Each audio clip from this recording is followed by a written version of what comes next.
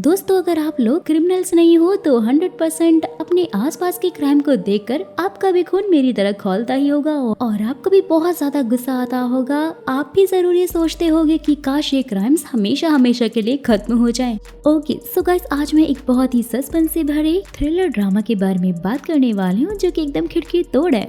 बोले तो आपको बहुत ज्यादा पसंद आने वाला है क्योंकि इसमें क्राइम भर भर के है और इस क्राइम को खत्म करने वाला विजिलेंटे भी इसी में मौजूद है। और अब जिन लोगों को विजिलेंटे का मतलब नहीं पता है तो मैं बता दूं कि दोस्तों, विजिलेंटे उसे कहा जाता है जो कि उन सारे गुनहगारों को बद से बदतर सजा देता है जो कानून की नजरों से बच आते हैं, या फिर ये बोल सकते हैं कि वो अपनी अच्छी किस्मत के कारण थोड़ी बहुत सजा पाकर छूट जाते हैं। लिटरली गाइस, मुझे ये स्टोरी तो बहुत ज्यादा अच्छी लगी एंड आई होप कि आपको भी पसंद जरूर आएगी, तो वीडियो को पूरा जरूर देखिएगा।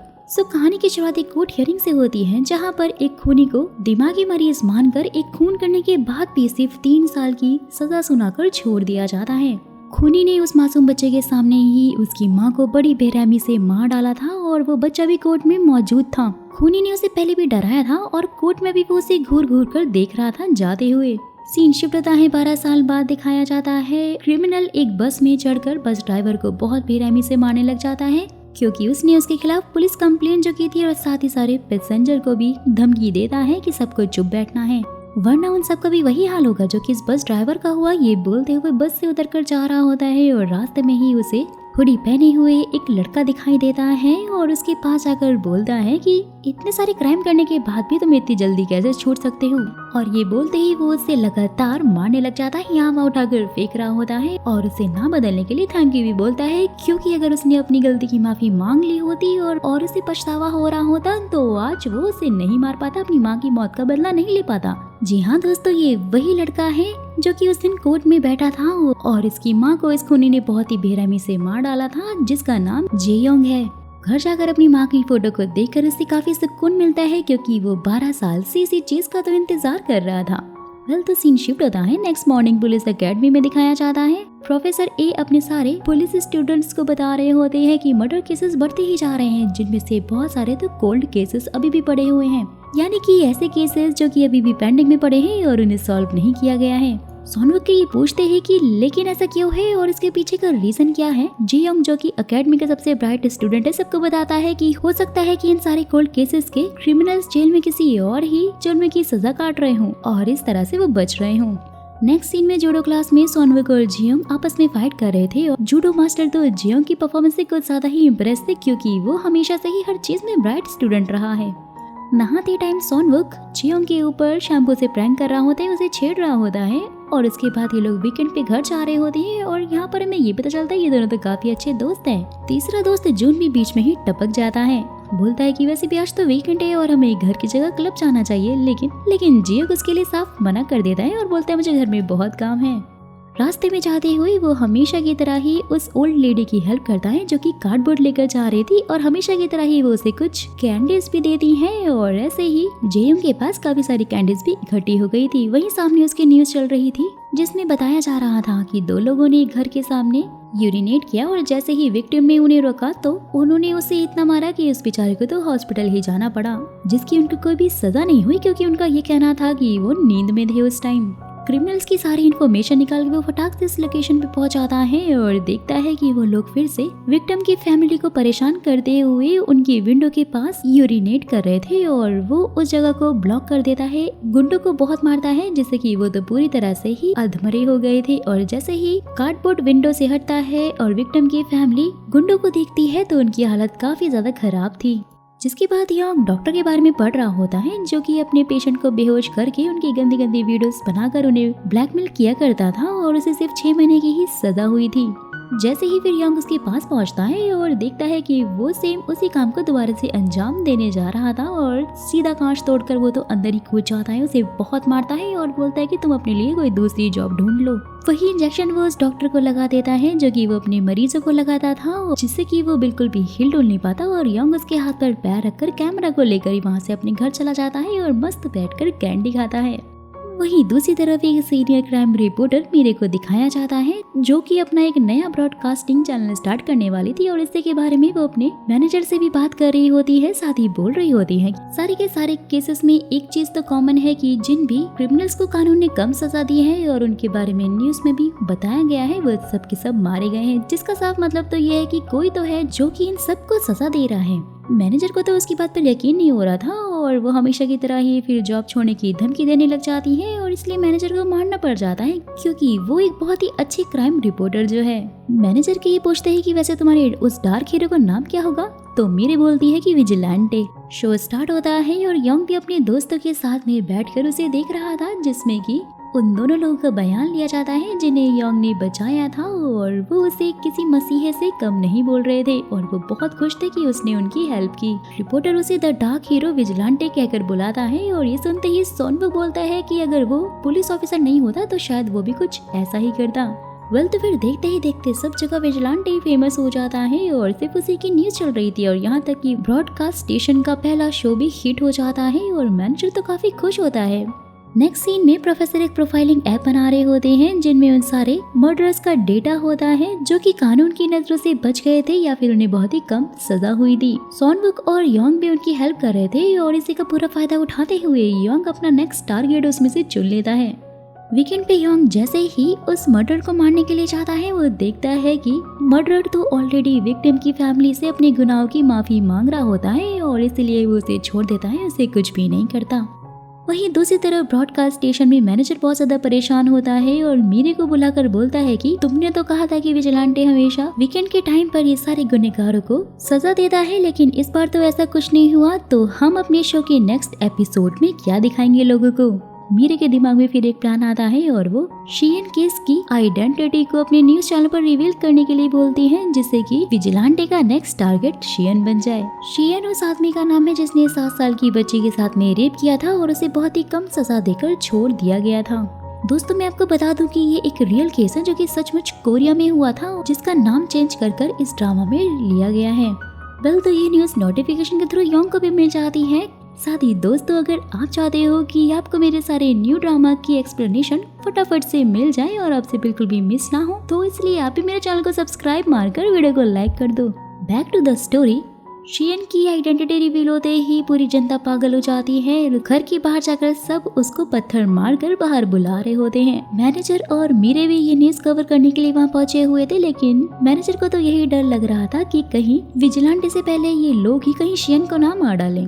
वहीं दूसरी तरफ योंग ने भी प्रोफेसर के कंप्यूटर से शियन की सारी इन्फॉर्मेशन निकाल ली थी, लेकिन उसी टाइम पर प्रोफेसर वहाँ पे पहुंच जाते हैं और योंग को बोलते हैं कि ऐसे आज तो तुम टाइम से पहले ही आ गए, एटलीस्ट लाइट तो जला ही लेते। योंग तो बहुत ज्यादा डर जाता है कि कहीं उसकी पोल पट्टी ना खुल जाए, लेकिन प्रोफेसर को उसके बारे में कुछ पता नहीं चलता और इसलिए वो मुस्कुराता ही रह जाता है। सुबह से रात हो चुकी थी, सारे लोग शियन के घर से जा चुके थे और मौका पाते ही वो भी वहाँ से भाग जाता है, लेकिन मीरे वहीं पर रुककर उसका वेट कर रही थी क्योंकि वो जानती थी कि विजिलेंटे उसके पीछे जरूर आएगा।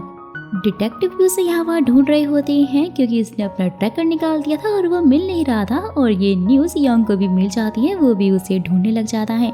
वहीं दूसरी तरफ शियन भी विक्टिम को मारने के लिए उसकी बिल्डिंग में पहुंच चुका था। डिलीवरी मैन को मारकर उसका भेष धारण कर लेता है। डिटेक्टिव ने उसे पहचान लिया था। दोनों के बीच में जबरदस्त फाइट होती है, लेकिन वो उसे चाकू से स्टैब करके मार देता है। जैसे ही फिर वो विक्टिम लड़की बाहर आती है, शियन उसके ऊपर हमला करने लग जाता है। वो यहाँ वहाँ भाग रही होती है, लेकिन वो उसे नहीं छोड़ता और उसे बोलता है कि तुम्हारे चक्कर में मेरी पूरी लाइफ ही खराब हो गई है। मतलब कि एक तो चोरी, ऊपर से सीना चोरी। तो वो उसे मारने ही वाला होता है, लेकिन उसी टाइम पे अपना विजिलेंटे उधर पहुंच जाता है और उसे रोककर उसे अच्छे से मजा चखाता है। क्रिमिनल एक तेजाब की बोतल निकाल कर योंग के ऊपर फेंकने वाला होता है, लेकिन वो उसे रोककर उसे और मारता है। मीरे भी फटाक से उधर पहुंच आती है और योंग भी उसकी गाड़ी के सामने ही आ जाता है और वो उसे सामने से हटने के लिए बोलती है क्योंकि वो तो जानते ही नहीं थे कि जिस विजिलेंटे को वो बेचारे यहाँ वहाँ ढूंढ रही है वो तो उसके सामने ही खड़ा है। और उस अपार्टमेंट में पुलिस की नाकाबंदी हो रखी थी और इसलिए मीरे झूठ बोलकर सीधा अंदर पहुंच आती है कि वो भी इसी बिल्डिंग में रहती है। जहां जाते ही वो देखती है कि खून से एक मैसेज लिखा हुआ था कि मैं अपने गुनाहों की माफी मांगता हूँ, जिसे देखकर मीरे काफी खुश हो जाती है। यानी कि वो समझ आती है कि यहाँ विजिलेंटे आया था और ये उसी का काम है। वहीं दूसरी तरफ योंग भी सोचते हुए जा रहा था कि हमारे कानून में एक बहुत बड़ी चीज की कमी है, जो कि है इंसाफ, जिसे अब मैं पूरा करूंगा। पुलिस स्टेशन में भी आग की तरह ये न्यूज फैल चुकी थी और वो लोग तो विजिलेंटे को ही कातिल बोल रहे थे, क्योंकि वो सारे मर्डरर्स को मारकर सारे सबूत मिटाने के बाद वहाँ से फरार जो हो जाया करता था, और अब ये लोग विजिलेंटे के पीछे पड़ने वाले थे। विजिलेंटे को पकड़ने के लिए स्पेशल टीम तैयार की जाती है, जिसमें प्रोफेसर भी पुलिस का साथ दे रहे थे। क्राइम सीन पर पहुंचते ही प्रोफेसर कहते हैं कि सारे सबूत यहाँ से गायब हैं, जिसका साफ मतलब तो यही हुआ कि वो इंसान बहुत ही अच्छी तरह से जानता है कि पुलिस इन्वेस्टिगेशन किस तरह से करती है। तभी एक स्कूल गर्ल वहाँ पर पहुंचकर उनके ऊपर चिल्लाते हुए बोलती है कि आखिरकार वो लोग उनके हीरो यानी कि विजिलेंटे के खिलाफ इन्वेस्टिगेशन क्यों कर रहे हैं। डिटेक्टिव उसे समझा बुझा कर वहाँ से बाहर भेज देते हैं और साथ ही बोलते हैं कि इससे पहले कि लोग पूरी तरह से पागल हो जाए और विजिलेंटे को हीरो मानने लगे, हमें हर हाल में उसे ढूंढना ही होगा। वहीं दूसरी तरफ ब्रॉडकास्टिंग स्टेशन में मीरे के प्लान के अकॉर्डिंग क्रिमिनल्स की आइडेंटिटी रिवील कर दी जाती है, जिसमें से एक खूनी था, दूसरा चोर और तीसरा फ्रॉड था। वो लोग ये देखना चाहते थे कि आखिरकार विजिलेंटे इन तीनों में से किसको चुनता है। सोनवक और जून के साथ में योंग भी ये न्यूज सुन रहा होता है, जहां वो बोलते हैं कि वो इंसान पागल ही होगा जो कि पुलिस से पंगा ले रहा है और उन्हें अपने पीछे लगा रहा है। रात के टाइम पर मौका पाते ही योंग ने खूनी के खिलाफ सारी की सारी इन्फॉर्मेशन निकाली थी, जिसका नाम डोंग है, जिसने कि अपने एक एम्प्लॉय के घर जाकर हंगामा मचाया था और उसकी वाइफ और उसके मासूम बच्चे को मार डाला था। कानून ने उसे बहुत ही कम सजा देकर इसलिए छोड़ दिया था, क्योंकि उसका कहना था कि उस टाइम पर वो नशे में था। डोंग हमेशा चिल आउट करने के लिए क्लब में जाता था और आज भी वो वहीं पे था। सुनवक और जून के साथ में इस बार योंग घर जाने की बजाय उसी क्लब में जाता है और इस बात से तो वो दोनों भी हैरान थे कि अचानक इसे क्या हो गया। क्लब में पहुंचते ही योंग देखता है कि डोंग अपने दोस्त से बात करते हुए बहुत ही खुश हो रहा था कि कैसे वो इतना बड़ा खून करने के बाद भी बहुत ही कम सजा पाकर बच गया। वहीं फिर उसे एक लड़की से ये पता चलता है कि डोंग हमेशा इंटरनेशनल लोगों को ही ड्रग्स बेचता है और वो लड़की भी उसकी डीलर थी, जो कि अपने मुंह में ड्रग डालकर योंग के रोकने पर भी उसे किस कर लेती है और योंग बेचारा नशे में हो जाता है और यहाँ वहाँ झूमने लग जाता है। नेक्स्ट मॉर्निंग उसे अपने रूम में होश आता है, जिसके बाद वो अपने फोन में उसे लेडी की आईडी को खोलता है, जिसमें उसके बच्चों की वीडियो चल जाती है और उसे देखकर वो बहुत ज्यादा इमोशनल हो जाता है। डोंग के ऊपर उसे काफी गुस्सा आ रहा था और नेक्स्ट डे जैसे ही वो डोंग के ऊपर नजर रख रहा होता है, देखता है कि डोंग अपने ड्रग्स की पुड़िया हर जगह बेच रहा है। जिसके बाद डोंग अपने बॉस से जाकर मिलता है, दोनों में पार्सल एक्सचेंज होते हैं और वो उस मनी को ले जाकर अपने घर की सीक्रेट जगह पर जाकर छुपा देता है और यहाँ योंग ने उसके ऊपर पूरी अच्छी तरह से नजर रखी हुई थी। वहीं ब्रॉडकास्ट स्टेशन में सब लोग टेंशन में आ चुके थे, क्योंकि 3 हफ्ते बीत चुके थे और अभी तक उन्हें विजिलेंटे की कोई न्यूज ही नहीं मिली थी। लेकिन मीरे ये बात बहुत ही अच्छी तरह से जानती थी कि जिन भी क्रिमिनल्स की आईडी उन लोगों ने रिलीज की थी, विजिलेंटे उनमें से ही किसी एक को निशाना बनाने वाला है और इसी का वो वेट भी कर रहे थे। योंग का दिया हुआ एक मैसेज डोंग को मिलता है, जिसमें लिखा था कि अपने गुनाहों को कबूल कर लो और उसमें एक नंबर भी उसने दिया हुआ था, जिसे देखते ही डोंग काफी डर जाता है और अपने सॉन्ग नाम के एक दोस्त को उस नंबर पे कॉल करने के लिए बोलता है, जहां से उसे ये पता चलता है कि वो नंबर किसी और का नहीं बल्कि ड्रग इन्वेस्टिगेशन टीम का था। नेक्स्ट डे अपने बॉस से ड्रग और मनी लेते टाइम डोंग को पकड़ने के लिए वहाँ पे सीधा पुलिस पहुंच जाती है और वो फटाक से उधर से फरार हो जाता है। जैसे ही वो अपने सीक्रेट ठिकाने पर जाता है, अपने पैसे ढूंढता है, तो वहाँ पे वो योंग को पाता है, जो कि इसके पैसों में पेट्रोल छिड़क कर बस आग लगाने ही वाला था। वो भागते हुए जाता है, उसे रोकता है। योंग भी उसे जोरदार मुक्का मारते हुए बोलता है कि वो विक्टिम की फैमिली से माफी मांग ले, लेकिन डोंग तो उल्टा उसके ऊपर ही हंसने लग जाता है और यहाँ योंग को काफी ज्यादा गुस्सा आता है। वो उसे जंजीरों में फंसा के मारता है। दोनों के बीच में जबरदस्त फाइट होती है, लेकिन यहाँ पर अपना योंग जीत रहा होता है और डोंग को हरा देता है। जैसे ही डोंग से अपनी जान की भीख मांग रहा होता है, तो योंग उसे अपने फोन में बच्चों की फोटो दिखाते हुए बोलता है कि माफी तुम्हें मुझसे नहीं बल्कि इन मासूम बच्चों से मांगनी चाहिए। नेक्स्ट मॉर्निंग जैसे ही पुलिस वहाँ पे पहुँचती है, डोंग को मरा हुआ पाती है। विजिलेंटे के खिलाफ वहाँ पे उन्हें कोई सबूत नहीं मिलता और उसके बाद चीफ ऑफिसर ने सबके सामने ये ऐलान भी कर दिया था कि वो विजिलेंटे को ढूंढने के लिए एक स्पेशल हेडक्वार्टर बनवा रहे हैं। वहीं दूसरी तरफ ब्रॉडकास्ट स्टेशन में धूम मची हुई थी और उनके चैनल की न्यूज वायरल होने से अब तो कोई रोक ही नहीं सकता था।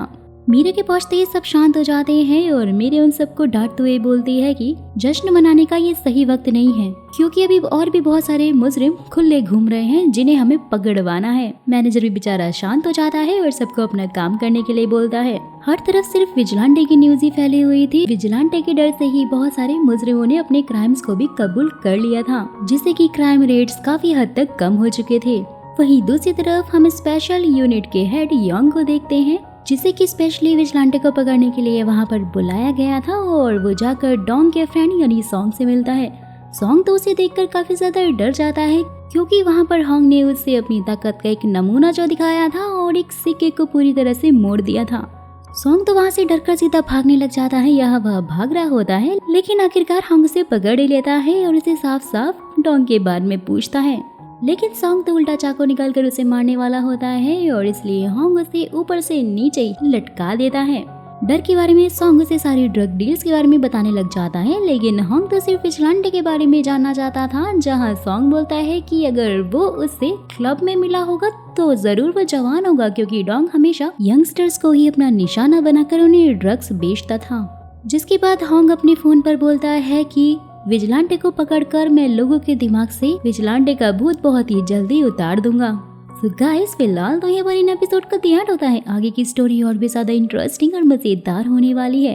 होंग योंग को पकड़ पाएगा या नहीं, और विजिलेंटे कौन है इसका खुलासा कैसे होगा, ये सब मैं आपको बताऊंगी अपनी नेक्स्ट वीडियो में। और अगर आप जानना चाहते हो कि नेक्स्ट स्टोरी आगे की क्या होने वाली, तो मुझे कमेंट बॉक्स में नेक्स्ट पार्ट जरूर लिख दीजिएगा।